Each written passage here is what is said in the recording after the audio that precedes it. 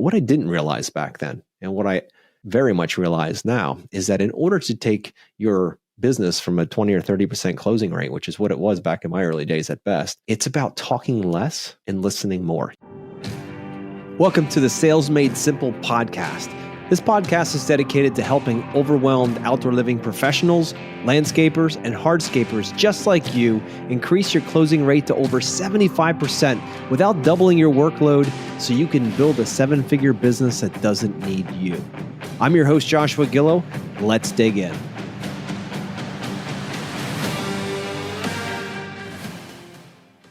Hey, everybody, and welcome back. Hey, today we're going to hit on a subject that might make some of you guys cringe, and I want you to listen through because this is going to be something that could change your entire way you interact and integrate with your customers, how you build relationships, whether you are or aren't building relationships with your customers, and why that is so important. So today, we're going to dig into this idea of asking yourself, listeners, ask yourself, when you meet with your clients, are you more giving them a monologue or are you opening up a dialogue?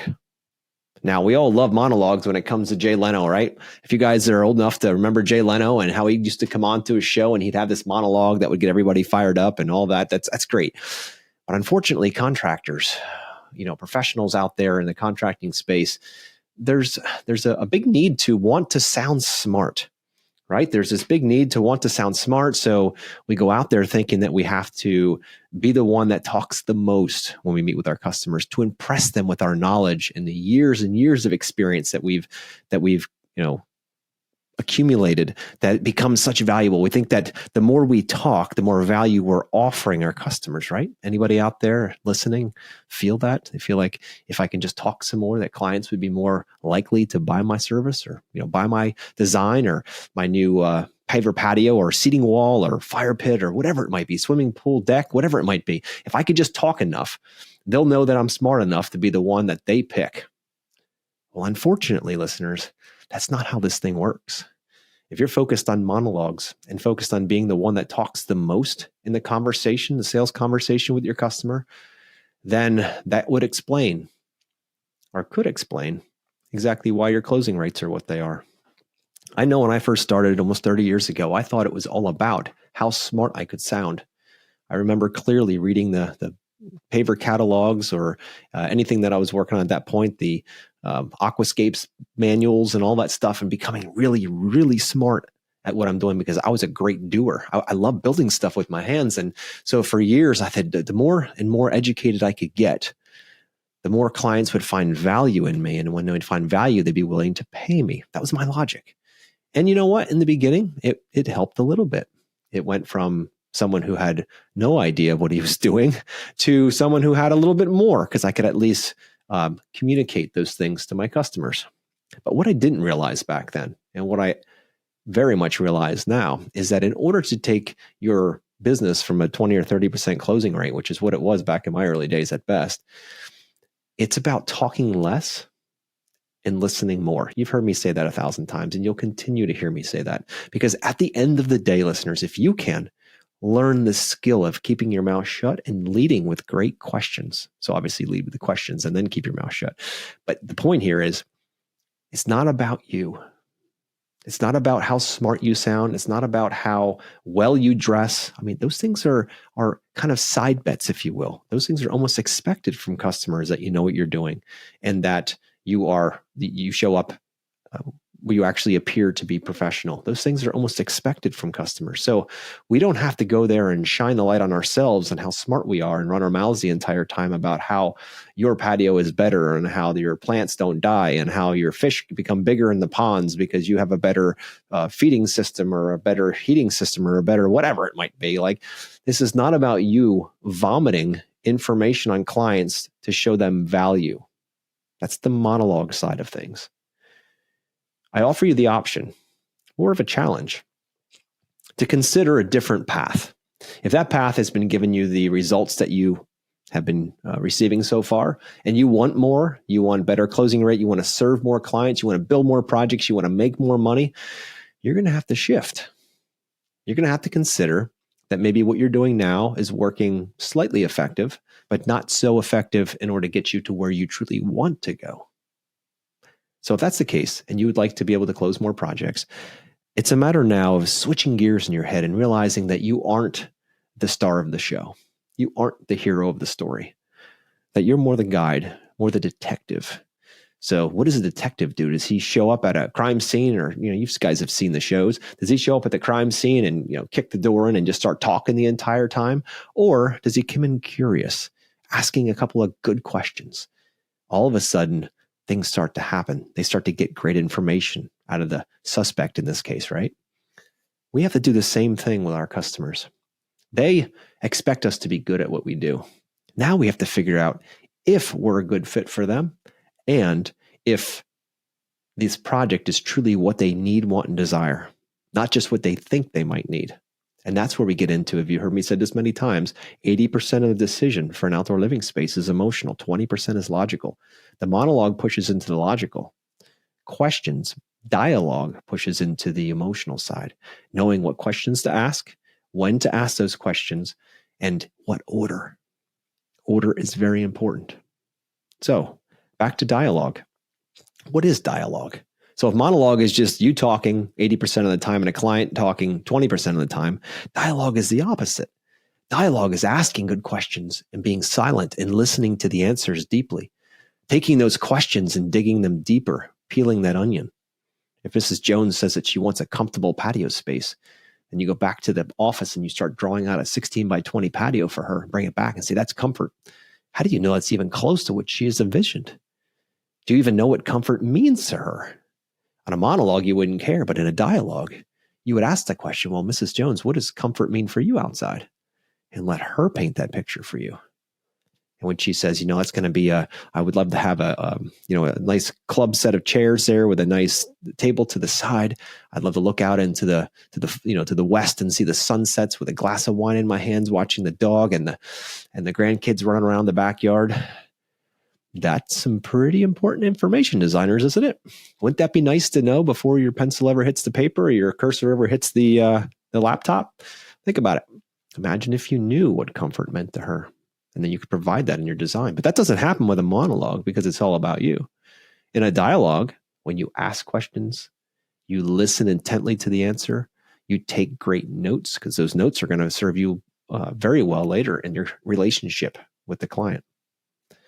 So I say this because if you're the person who thinks that they have to be the smartest person at that meeting, then you're leaving a lot of opportunity left on the table. You're leading a lot of clients that would potentially want to work with you. You're leaving them in a position where they really can't work with you because what they're looking for is a guide. They've never done this before. Perhaps they've done it once in their life. People don't do outdoor living spaces every year. They don't buy, like when you go to have a car, most people buy cars every 3 to 7 years. They get a new car or a new to them car. So they're used to this process all the time where outdoor living, building homes, renovating houses, all those things people don't do very often. So they don't know what to expect. And I'll also say that what happens so often is that customers have an expectation of what a quote unquote contractor experience is like. So they're already bracing for a crappy experience, for a guy or girl to come out and just run their mouth and not actually listen, not get a proposal back to them, be over budget and not on time. Like that is the expectation. The standard is so low in our industry because of years and years of no standards and clients just accepting what is, that when you show up and you go from monologue, which is your typical contractor experience, to a dialogue, where you're more interested in their responses after your weighted questions, that's when a client starts to feel something from you. Again, emotion is feeling, isn't it? And if 80% of our clients' desire and moving forward with a project is emotional and only 20% logical, does it not make sense to appeal to their emotional side and not just all logic with facts and figures and a Techo block book, and you put it on their table and pick out 75 different papers they can pick from and have them pick out that and the color? It's overwhelming. When you go with a dialogue, this allows you to be part of this experience for them, to add value like nobody else is adding. And if you want to figure out how you differentiate yourself in the market, the way you do that is by showing more value than anybody else. And value isn't just knowledge. Value is the ability to help clients find what they truly need, want, and desire, because it's not always what they tell you. That's what they think it could be, and they might be right.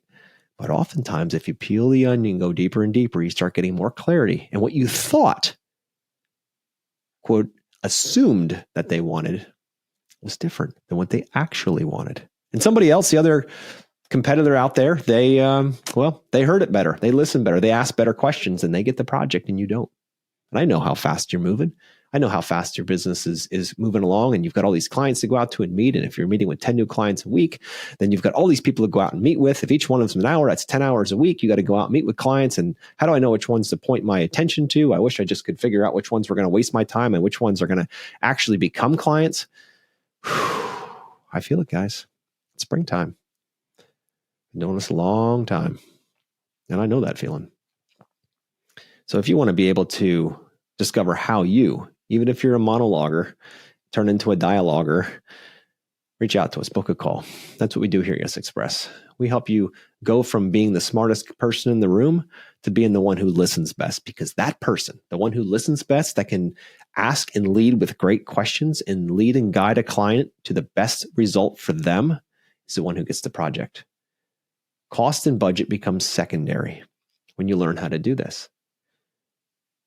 I can only say this from tons of experience in watching hundreds of companies around the country do the same thing. And it is a massive shift to what clients are expecting. Their expectation of the customer, or the contractor customer experience, is very, very basic. What do you want? How much you got? Are you available on Tuesday? When you show up differently, curious like a detective, asking great questions in a really logical order that get them to the results they want quicker and better, you immediately set yourself apart from everybody else. You don't need to have a fancier website. You don't need to have fancier trucks. You don't need to have fancier shirts. You don't have to have any of those things. All you need to have is the ability to communicate with people and develop a dialogue with your customers so that they can connect with you in ways that they're not connecting with anybody else. And you know the crazy part, guys, out there listening, it doesn't cost you anything to do that. Imagine going out and just meeting with 5 of those 10 clients and bringing most, if not all of them, home, and not wasting the time with the 5 that would have never become clients because they had no way of saying yes to you. Think about it. What would you do with your time? I guess that's a big question for you listeners. What would you do with your time if you didn't have to feel the pressure of meeting every single client that came in the door and feeling like you have to close them all and then beat yourself up for the rest of the week because you didn't close them all? And feel like crap, or feel like you're no good at this, or you're a failure. Why are you even in business? Because you can't close these clients, and what's wrong with me? There's got to be something wrong with me. What if all that gibberish in your head, all that negativity in your head would just disappear? And the way that disappears, listeners, is by becoming clear on what the problem is and building confidence through systems. That's what moves that out of the way. So if you want to remove that out of your life, all that pressure and negativity, and you want to be able to serve your clients at a higher level, you want to learn how to dialogue with them, how to ask the right questions in the right order in order to get a higher close rate, not just for revenue, but for relationship, book a call. All my information's in the show notes. I'd love to chat with you about what you're doing currently and what you could be doing better in order to get more yeses with less stress. Talk to you next week.